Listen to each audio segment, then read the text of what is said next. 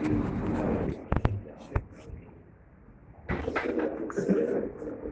محمد خير الأنام وعلى آله وصحبه ومن سار بسيره واهتدى بهديه إلى يوم الدين. وبعد، السلام عليكم ورحمة الله وبركاته. Matenda amarungi ga Allah subhanahu wa ta'ala atenderezebwa ebitondere byonna misana n'ekiro. Tumwebaze nnyo ku ebyo byatugabiridde jalla jalaalu, ate era tumusabe okutusonyiwa n'okutusaasira n'okukkiriza ebyo bye tuba tukoze, asasula empeera ennungi. Tumusaba okusaasira n'emirembe ku Nabbi Muhammad sallallahu alaihi wasallam n'abantu b'ennyumba ye ne basahaba be ne battabiina tuusiza ddala komerero. Tutunuulira ku bulamu bw'obufumbo bwa Nabbi sallallahu alaihi wasallam oba amaka ga Nabbi sallallahu alaihi wasallam. Oba oliawo tunajjamu ebyokuyiga naffe tubiteeke mu mbeera zaffe ez'obufumbo. Twalabye Nabbi sallallahu alaihi wasallam omukyala we yasooka nga ye Khadija binti Khuwailid al-Qurashi yafa oba yamufaako nga bakyali e Makka nga bamaze okuwangaala naye emyaka 25. Okufa kwa Khadija kwaleeta ennaku mu bulamu bwa Nabbi sallallahu alaihi wasallam. Yali awangadde naye ebbanga ddene, baali balina omukwano mungi, kyamukuba wala. Ekyo kyamuleetera ennaku n'okwennyamira, era kirina engeri gye kyakosaamu ddawa ye. Moraalo n'amaanyi ge yali akozesa gakendeeramu, kubanga yafiirwa abantu babiri abaali ab'enkizo mu ddaawa eyo nga bwe twalabye, Abu Talib ne Khadija. Era kyamutwalirako akaseera okuddamu okulowooza okuwasa.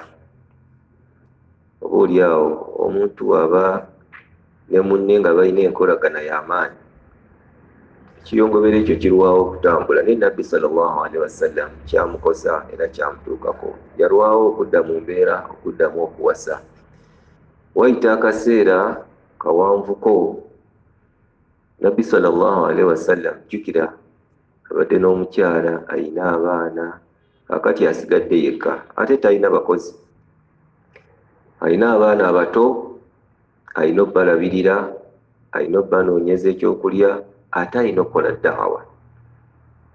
So yabeeranga mu kulabirira ezzadde lye, abaana be, ate agende n'akola emirimu emirala. Mu baana be yayinawo ewaka, yayinawo Ummu Kulthum, ng'ayinawo ne Fatima. Fatima yali akyali muto ddala, ate Ummu Kulthum ye yali anobye, yali amuwasizza, yali amugobye. Yali afumbiddwa mutabani wa Abu Jahal, yali agabye muwala we eri mutabani wa Abu Jahal. Abu Jahal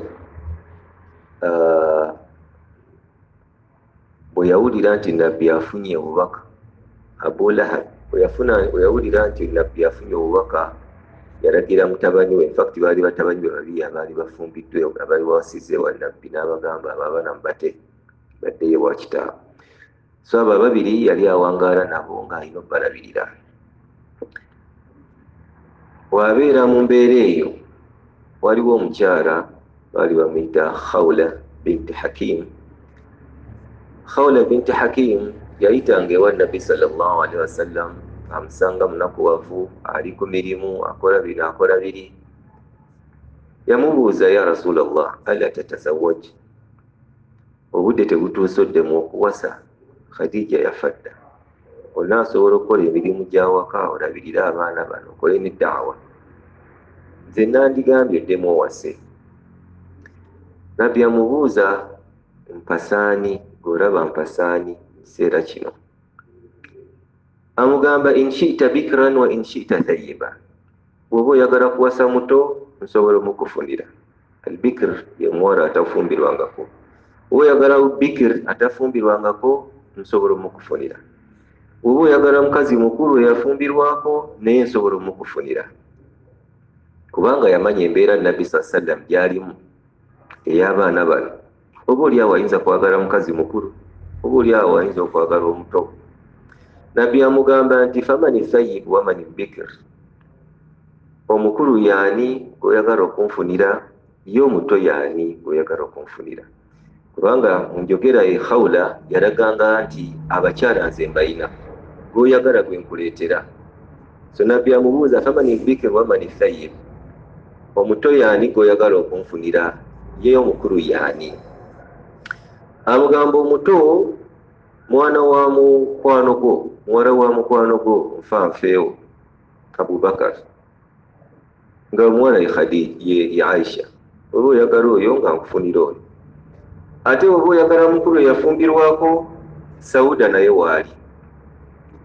Nabbi amugamba nti uzkuruni ilayhima, bombi genda oboogereze omulundi gumu, omuto n'omuki n'omukulu, genda obagambe, oba genda mu bazadde baabwe, abazadde obategeeze nti nabbi yandiyagadde okuwasa baana bammwe, teyalondako ewa Abubakar yitayo mutegeeze ensonga, newa taata wa Sauda naye yitayo mutegeeze ensonga. Nabbi sallallahu alaihi wasallam bw'amala okugamba oli ekigambo, Khawla teyalwa. Khawla afaananako nga Nafisa gwe twalabye eggulo, Nafisa eyaleeta Khadija. So ne Khawla ye yali mu ddiiru y'okuwasa kwa Nabbi sallallahu alaihi wasallam okwokubiri ng'afuna abakyala be bano ababiri. Khawla agende wa Abubakar, yasookera wa Abubakar naye teyamusangayo, yasangayo mukyala we. Omukyala amuyitiramu amuyitiramu muwala wa Aisha, waliwo omusajja amwogereza nga ye Muhammad Nabbi sallallahu alaihi wasallam, okkiriza tumugabe. Omukyala amugamba by'omwana ono, mwana akyalina muto, ate si bimala, taata we taliiwo, tumulinde wanadda bimugambe. So tujja kulaba ebya Aisha bwe byatambula omulundi oguddako. Bw'ava ewa Abubakar, Khawla agenda ewa Sauda. Sauda amubuuza, Sauda, omwami wo yafa. Tugenda kulaba bya Sauda. Omwami wo yafa, gwe tolaba nti osaana okuddamu okufumbirwa? Sauda amugamba, ku myaka gyange ani ayinza okuntwala? By that time Sauda yalina emyaka 55. Gwe gamba oba oyagala okufumbirwa, nze nkunoonyiza omusajja. Teyandi redde. Nabbi Muhammad yakwagala, oli redde okufumbirwa? Yagamba, oyo siddamu, nsimbye gera omugambe nange nzikiriza. Naye nga tonagenda, sooka ewa kitange. Nono amugambye nga Khadija, sooka ewa kitange Zama omutegeeze, mukazi mukulu yafiirwa nebba. Yamugamba sooka ogende ewa Zama kitange omugambe waliwo omusajja anjogereza. Era Khawla n'agenda ewa Zama n'amuyitiramu ensonga, muwalawo Nabbi Muhammad abadde ayagala muwasa, kukkiriza. Zama teyalina musiraamu. Khadija Sauda yasiramuka ewaabwe, taata nga tasiramuse ne bannyina nga tebasiramuse, yasiramukayo yekka. Khawla agende wa Zama, muwalawo Nabbi Muhammad amwagala, onaamugaba. Amugamba nti kufukun karim, Muhammad waba yayogereza muwala wange, oyo siddamu, yennyini yamusaana, naye si musiraamu. Mumuwadde ajja akola emikolo. So omukyala wa Nabbi sallallahu alaihi wasallam owokubiri gwe yaddako okuwasa oluvannyuma lwa Khadija yali Sauda binti Zama al-Qurashiyya al-Amiriya. Naye wadde tugambye nti yasooka kwogereza Aisha, n'agenda ne Sauda. Sauda ono y'omu ku bakyala abaasookera ddala okusiramuka Nabbi sallallahu alaihi wasallam ng'aleese obusiraamu. Yakola da'wa, baasiramuka abantu batonotono, naye mu bakyala abaali abangu okusiramuka yali Sauda. N'asiramuka mu maka gaabwe nga taata si musiraamu ne bannyina si basiraamu. Naye by that time Sauda yali mufumbo, yalina omwami we baali bamuyita Sakran ibn Amr. Sakran ibn Amr yali yawasa Sauda, kati ne basiramuka babiri, Nabbi ng'aleese obusiraamu. Era mu hijira eyasooka nga bagenda Habasha, abasiraamu bwe babonyenye e Makka, Nabbi sallallahu alaihi wasallam abagamba nti mugendeko e Habasha mufune obubudamu, mwekwekeko eyo mujja kusangayo kabaka mulungi ajja bayisa bulungi. Mu bbaaki eyasooka okugenda e Habasha, basiraamu mu Makka, Sauda yalimu nebba Sakran ibn Amr. Ne bagenda e Habasha, ne bawangaala ne bannaabwe.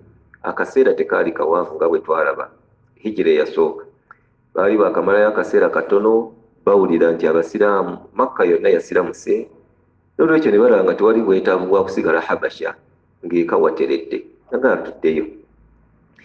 N'olwekyo bwe bakomawo mu Makka bagenda okusanga nga bye babagambye si bye byo. Makka yeeyongedde kuba mbi, basiraamu bababonyaabonya naye nga tebakyalina kyakukola, tebakyaddayo. Ne basalawo baddeyo mu Makka bagumire ebizibu, naye baali bakyali Habasha. Sawuda aloota ekirooto n'akibuulira bba Sakran. Yaloota ekirooto ng'alaba omwezi gujja mu kisenge kye ne gugwa mu kisenge kye. Bw'alaba ekirooto ekyo kyamwewunyisa, tamanyi makulu gaakyo, enkeera n'abuulira bba Sakran ekirooto kye yaloose. Amugamba, baze naloose ekirooto naye kyanneewunyisiza, naloose omwezi nga guva ku ggulu nga gugwa mu kisenge kyange. Sakran ono yali amanyi okuvunula ebirooto. Yagamba mukyala we Sawuda, bw'oba kye waloose nga ddala kituufu, kitegeeza ŋŋenda kufa ofumbirwe nabbi sallallahu alaihi wasallam. Bali Habasha, ŋŋenda kufa akaseera katono ofumbirwe nabbi Muhammad sallallahu alaihi wasallam. Kati ye yavunula omwezi nabbi, makulu omwezi gugenda kuyingira mu bulamu bwo. Omukyala kyamwewunyisa nnyo n'amugamba, oyogera biki ebyo naawe? Ng'alaba tebikola makulu. So mu kudda e Makka ne bawangaalayo akaseera katono, Sakrani n'alwala era waayita ennaku ntono n'afa. Ekirooto kye yamuvuunulira ne kituukirira. Sakrani bw'afa, Sawuda n'abeera mu mbeera ey'obwannamwandu, akabanga ne kawanvuwako. Kati nabbi bw'amwogereza nga Khawula amuleetedde amawulire, yajjukira ekirooto kya bba kye yamulootolola nti ŋŋenda kufa ofumbirwe nabbi sallallahu alaihi wasallam. Era ekirooto bwe kituukirira, nabbi sallallahu alaihi wasallam abakyala bombi yaboogereza, omuto n'omukulu. Bw'agenda ewa Sawuda, ewa taata wa Sawuda, agenda okweyanjula. Muhammad baali bamumanyi, abasiraamu n'abatali, izze kunona muwalawo Sawuda. Nabbi ekiseera ekyo yalina emyaka 5, Sawuda nga alina 55. So n'omukyala owookubiri yali asinga nabbi sallallahu alaihi wasallam emyaka. Agenda ayogereza omukyala, bamumuwa era n'akola emikolo ekijjayo omukyala. Siira egamba nabbi sallallahu alaihi wasallam yagaba amahare ga dirham 400 ebya feeza. Waliyo dirham ezaali ng'eza gold n'eza silver. So amahare ga Sawuda gaali dirham 400 ebya feeza, n'abimuwa n'etwalira omukyala. Nabbi sallallahu alaihi wasallam okuwasa omukyala ono omukulu, siira egamba nti teyeewasiza nga ye, wabula yawasiza ensonga 2 enkulu. Yawasiza famire ye, n'awasiza n'abasiraamu oba umma. Yawasiza famire ye nti yayagala omukyala anaasobola okufiitinga mu baana bano, anaabatwala ng'abaana be, n'abaana bamuwa ekitiibwa nga kye bawa omukazi omukulu, kubanga maama waabwe yali afudde, mukazi mukulu. Kati ng'alina okunoonya omukyala ali mu kifaananyi ekyo, anaakuza abaana bano, anaakola emirimu egyawaka. Ate n'abeera nga yawasiza umma, kye bategeeza mu ekyo, yayagala okulaga umma abasiraamu nti abakyala mu society bateekeddwa okufumbirwa. Omukyala bw'afiirwako bba namwandu, tekitegeeza mumuleka awo. Mu abasiraamu ba society ba community mulina okwekolamu omulimu, omukyala oyo afumbirwe, mumutwale. N'omukyala bwe baba bamutalaka oba yayawukana ne bba, era buvunaanyizibwa bw'aba community abasiraamu okumutwala, okumuwasa.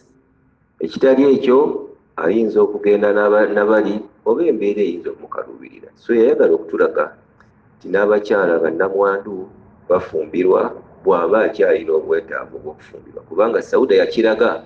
Bwe bamubuuza oli ready okufumbirwa, yakiraga nti ali ready era yafumbirwa.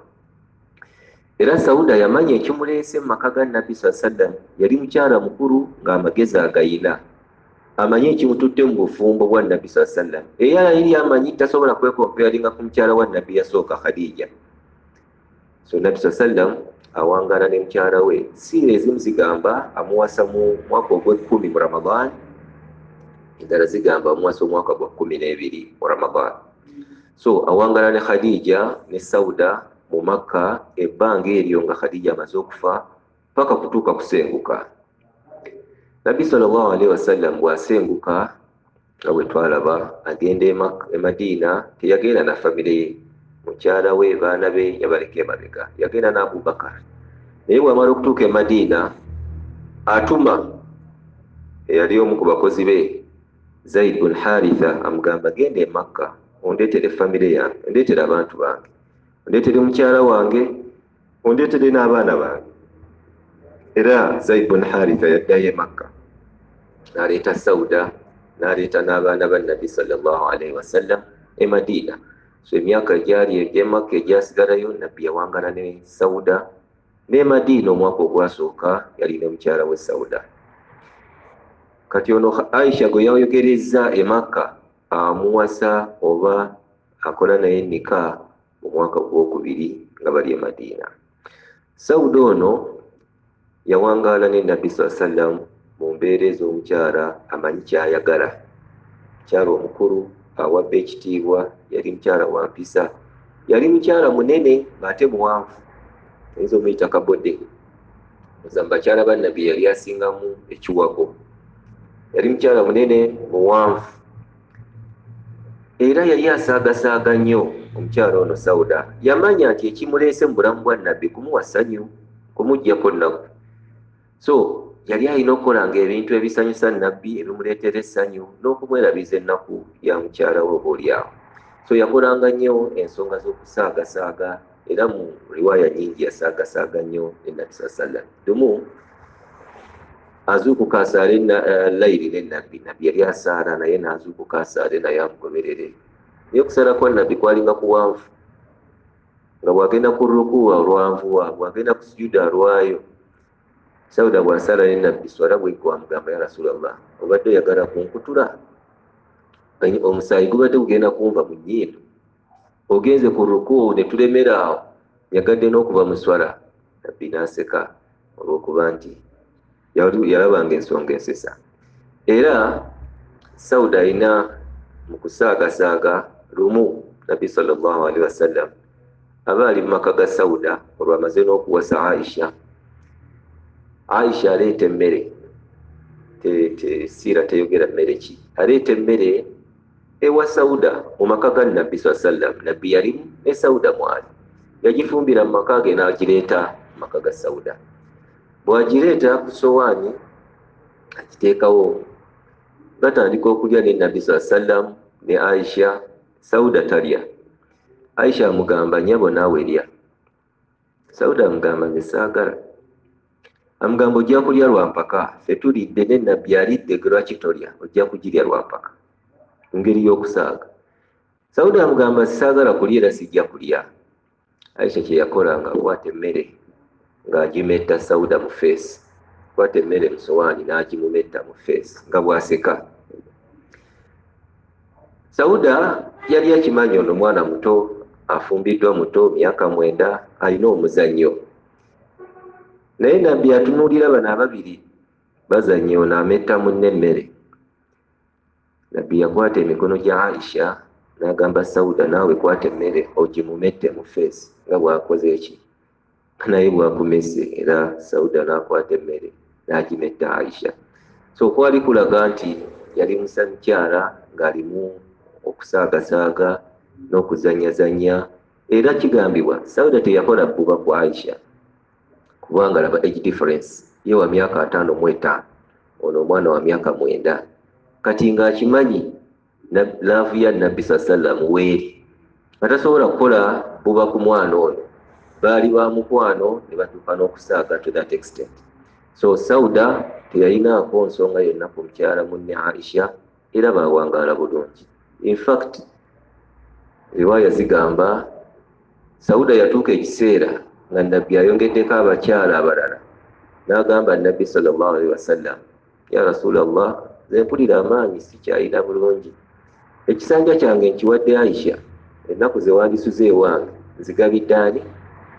Nzigabidde mukyalo ono omuto Aisha, zisulengayo wanga onajjanga emisana n'otulabako. So kikulaga okukwatagana kwe yali akwatagana ne mujjawe Aisha radiyallahu anha. So ye Sauda radiyallahu anha yawangaala ne Nabbi sallallahu alaihi wasallam, era yamuggyako hadisi, riwaya zigamba hadisi 5 maama waffe Sauda ze yatubuulira. Mu bulamu bwa Nabbi, Sauda yagenda mu lutalo lw'e Khaybar, yalwana olutalo lw'e Khaybar, abasiraamu bwe bagenda okulwana n'abayudaaya b'e Khaybar, yagenda ne Nabbi sallallahu alaihi wasallam. Era olutalo lwe lwaggwa yali omu ku baafuna ku minyago y'e Khaybar. Kigambibwa Nabbi yamuwa ebisero 8 eby'entende ng'omunyago gwe okwetaba olutalo lw'e Khaybar. Ate era yagenda ne Nabbi sallallahu alaihi wasallam mu hijjatul wida, yakola ne Nabbi hijja ye yakola emu yokka. Sauda alina ensonga ze eziwerako naye twagala tumukomye wano. Yawangaala oluvannyuma lwe Nabbi sallallahu alaihi wasallam ebbanga si ddene, era kigambibwa ye mukyala wa Nabbi sallallahu alaihi wasallam eyasooka okufa nga Nabbi amaze okufa. Nabbi bw'afa yaleka abakyala be, kigambibwa 9, naye yasooka okufa mu bakyala abo 9 nga Nabbi amaze okufa yali Sauda. Yafiira ku myaka egisukka 8 ku mulembe gwa Umar ibn al-Khattab radiyallahu anhu. Abamu bagamba ku mulembe gwa Muawiya, naye riwaya ezisinga obunywevu zigamba ku mulembe gwa Umar radiyallahu anhu. So ye mukyala wa Nabbi owokubiri yawangaala naye mu mbeera eyo, n'abeera omukyala ow'empisa. In fact nga bali e Madina, Sauda ono nga bwe tugambye yali munene, yayambalanga engoye naye nga ziraga omubiri gwe kubanga yali munene. Lumu ayambala engoye, Umar n'amusanga, Umar radiyallahu anhu wamutunuulira n'agamba, yi maama waffe mukyala wa Nabbi, engoye zoyambadde nga zikugjayo figa, katugambe bwetyo, nga zikulaga kikula kyo. Singa ozeeyo n'oyambala engoye nnene zikubika, olwokuba yali munene nga engoye tezimugira ki. Sanga singa ozeeyo n'oyambala engoye zikubika, ekitiibwa kyo mu basiraamu mu baana bo. Era Nabbi n'agendereza, Umar n'agenda ne wa Nabbi n'akimubuulira. Allah subhanahu wa ta'ala nassa ayatul hijab. So kigambibwa aya z'okwebikkirira ziva ku incidenti eyo. Allah agamba billahi minash shaitani rahim, ya ayuha nabi qul li azwajik wa banatik wa nisa'il mu'minin yudnina alayhinna min jalabibihin. Owambe gwe Nabbi, gamba bakyala bo ne bawala bo ne bakyala b'abakkiriza bambalenga engoye ennene ezibabikka. Qul li azwajik, gamba bakyala bo, wa banatik, gamba bawala bo, wa nisa'il mu'minin, ne bakyala b'abakkiriza, yudnina alayhinna min jalabibihin. Jilbab kyekigoye ekinene omukyala kyeyesuulira, ebingi babiyita jalabib. So gamba abakyala abasiraamu bambale engoye ezibabuna nga zibabikka, tezijjaayo figa eri gyekomekkereza. Allah agamba dhalika adna alla yu'rafna fala yudain. Bwe banaakola ekyo banaayambala bulungi engoye ezibabikka, kyekisinga obulungi abantu bajja bategeera nti bano basiraamu. Fala yudain, baleme bakolako byansonyi bintu bibanyiiza. Ekitegeeza nti omusiraamu omukyala bw'aba ayambala hijab, bw'aba ayambala jilbab, ayambala jilbab nga ddala ebikka, si zino ez'ennaku zino. Ennaku zino abakyala ayambala hijab oba jilbab naye nga talina njawulo n'ayambadde kiteeteeyi, n'agyambala ate n'agisiba obusipi, enafiga nevaayo. Ebyo byonna features z'okumina ezivaayo. Kati ogwo si gwe mugaso gwa jilbab. Jilbab kubika abantu butamanya features zo, era butakugamba bigambo bikunyiiza, bigambo bitakuweebuula. So ayatul hijab ebyafaayo bigamba zikira ku mukyala oyo, mukyala wa Nabbi Sauda radiyallahu anha. Katukome wano ku Sauda, inshallah omulundi ogujja tujja kulaba Aisha mukyala wa nabbi owokusatu gwe yawasiza e Madiina. subhanaka allahumma wa bihamdika ashhadu an la ilaha illa anta nastaghfiruka wa natubu ilayk. Assalamu alaikum wa rahmatullahi